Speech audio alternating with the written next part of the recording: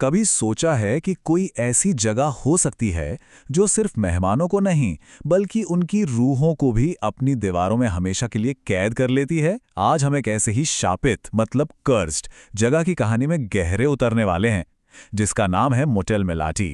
तो होता क्या है जब एक मोटेल को मेहमान नहीं बल्कि उनकी आत्माएं चाहिए हों? चलिए इस रहस्यमयी मोटेल का दरवाज़ा खटखटाते हैं और देखते हैं कि इसके पीछे कौन सी खौफनाक कहानी छुपी है, परत दर परत। इसकी कहानी की शुरुआत होती है एक वेलकम ट्रैप से, एक ऐसा बुलावा जो गुमनामी की तरफ ले जाता है। कहानी में एक परिवार है जो अनजाने में एक ऐसे मोटेल में रात गुजारने पहुंचता है जहां से कोई वापस नहीं आता। सोचिए, एक थका हारा परिवार कहीं और जगह न मिलने पर इस सुनसान से मोटेल में पहुंचता है और वहां उनका स्वागत करती है मालकिन मेलाटी।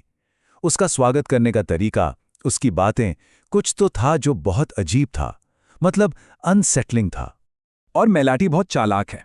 वो मोटेल की दीवारों पर लगी तस्वीरों का इस्तेमाल करती है, एक जरिया बनाती है मेहमानों के दुखों को कुरेदने का। वो कहती है, ये जो पेंटिंग में है वो मैडम मेलाटी की माँ है, वो कई साल पहले गुजर गईं। पर ये तो बस एक शुरुआत थी। असली खेल तो अब शुरू होता है। मेलाटी के हथियार कोई चाकू या बंदूक नहीं है, उसके हथियार हैं दिमाग पर वार करने वाले। वो लोगों की पर्सनल ट्रेजेडीज का शिकार करती है। देखते हैं कैसे। देखिए मेलाटी का तरीका कितना शातिर है। वो मेहमान की हाल ही में गुजरी माँ के बारे में ऐसे सवाल पूछती है जो सुनने में बड़े मासूम लगते हैं, लेकिन इन सवालों से वो उस मेहमान के अंदर की गहरे अपराध बोध यानी गिल्ट को जगा देती है कि उसने अपनी माँ को एक नर्सिंग होम में क्यों रखा। और फिर वो ये भी कहती है कि मरने के बाद शांति मिलेगी, इसकी क्या गारंटी है। इससे उस मेहमान का डर और बढ़ जाता है कि कहीं उसकी माँ ने शांति से दम नहीं तोड़ा और शायद वो उससे नाराज है।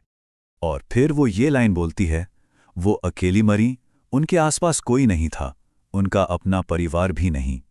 सोचिए, ये शब्द एक बीज की तरह हैं, गिल्ट का बीज, जो किसी के भी मन में बो दिया जाए तो उसे अंदर ही अंदर खोखला कर सकता है। तो यही है मोटेल का कोर टेक्निक, उसकी असली ताकत। ये कोई भूत प्रेत या डरावनी शक्लें नहीं है। असली हथियार है शिकार के मन में बैठा अपराध बोध, उसका अपना पछतावा। और मेलाटी का ये जाल काम कर जाता है। मेहमान खुद ये मानने लगता है, मुझे लगता है कि उन्होंने नर्सिंग होम में बहुत तकलीफ झेली, शायद उन्हें शांति नहीं मिली। और बस जैसे ही कोई इस अपराध बोध को अपना लेता है, वो मोटेल के जाल में पूरी तरह फंस जाता है। उसके लिए दरवाजे हमेशा के लिए बंद हो जाते हैं। लेकिन सवाल यह है कि ये श्राप, ये कर्स आया कहाँ से, इसकी जड़ें कहाँ हैं? इसके लिए हमें 100 साल से भी ज्यादा पीछे जाना होगा, एक ऐसी कहानी में जो खून से लिखी गई है। तो देखिए, ये सब शुरू हुआ 1887 में। मेलाटी के पिता, जो एक सैनिक थे, उसकी गर्भवती मां को छोड़कर चले गए। बेसहारा मां ने एक चुड़ैल के साथ एक सौदा किया। फिर मेलाटी का जन्म हुआ, लेकिन उस सौदे की कीमत एक श्राप थी जो मां और बेटी दोनों पर लग गया।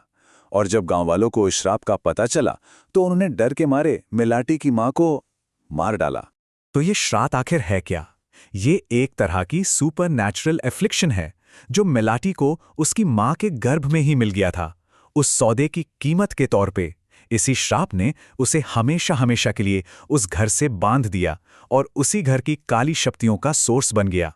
अब ये श्राप अपने आप में एक ट्रेजेडी तो था ही, पर कहानी में एक और किरदार आता है जो इसे और भी ज्यादा भयानक बना देता है। एक डॉक्टर जिसका पागलपन विज्ञान और अंधविश्वास की सारी हदें पार कर देता है। ये थे डॉक्टर कुश्नो। ब्रिलियंट थे, लेकिन उतने ही अनएथिकल भी। उन्हें मेडिकल रहस्यों और अमर होने की धुन सवार थी। जब उन्होंने मेलाटी की मां को देखा तो उन्हें कोई मरीज नहीं बल्कि अपने मॉर्बिड एक्सपेरिमेंट्स के लिए एक स्पेसिमेन नजर आया। तो हुआ ये कि डॉक्टर कुश्नो को मेलाटी की मां की बीमारी से एक जुनून सा हो गया। उसकी मौत के बाद वो उसकी बॉडी को अपने बेसमेंट लैब में ले आए। मेलाटी ने उन्हें चिताया भी कि अगर उन्होंने बॉडी को काटा तो श्राप पूरे घर में फैल जाएगा, पर उन्होंने उसकी एक ना सुनी और उनके एक्सपेरिमेंट्स ने उस श्राप को आजाद कर दिया, जिससे वो घर खुद एक जिंदा शैतानी ताकत बन गया। तो अब जब ये घर खुद एक जिंदा चीज बन चुका है, इसका मकसद क्या है? ये घर अब आत्माओं की फसल काटता है, एक ऐसी फसल जो कभी खत्म नहीं होती। डॉक्टर के उस एक गलत कदम ने श्राप की पूरी फितरत ही बदल दी।